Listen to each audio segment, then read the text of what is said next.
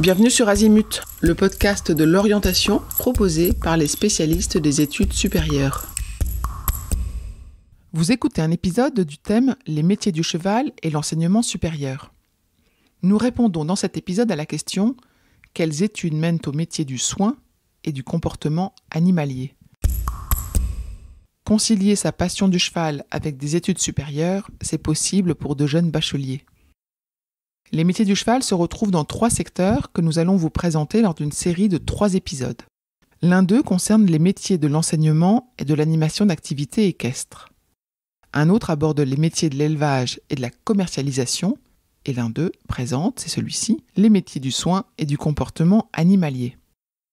Selon la dernière estimation réalisée par l'Observatoire des métiers et des formations de la filière équine en France, cette filière compte près de 66 000 emplois en activité principale et 80 000 en activité secondaire.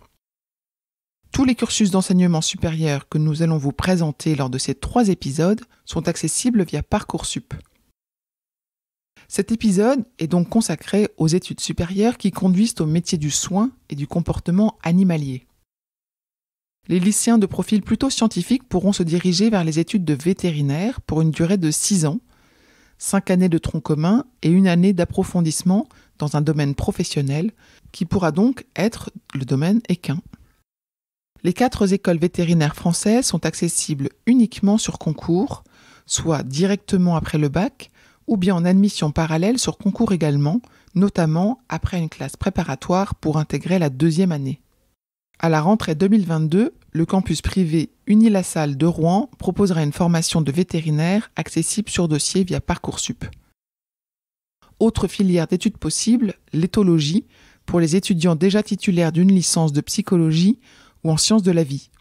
2 universités proposent un master en éthologie, celle de Rennes avec un parcours comportement animal et humain, et celle de la Sorbonne avec un parcours éthologie appliquée. À noter, la formation d'ostéopathe équin d'une durée de 5 ans après le bac n'est pas reconnue par l'État, bien que réglementée, et n'est donc pas accessible via Parcoursup. Pour conclure, ce qu'il faut savoir, c'est que plus de la moitié des emplois dans les métiers du cheval sont rattachés au secteur de l'enseignement de l'équitation. En outre, concernant la filière élevage, elle est inéquitablement répartie sur le territoire français. La majorité des opportunités d'emploi se trouvent dans la région Normandie. Et enfin, parmi les plus de 19 000 vétérinaires exerçant en France, environ 650 ont une activité exclusivement équine. Si vous souhaitez en savoir plus sur les métiers et les formations de la filière équine, nous vous conseillons de consulter le site internet equi-ressources.fr. Retrouvez d'autres épisodes sur le thème « Les métiers du cheval et l'enseignement supérieur » qui abordent les études menant au métier de l'enseignement et de l'animation d'activités équestres ou menant au métier de l'élevage et la commercialisation de produits équins. Cet épisode est terminé. À bientôt sur Azimut.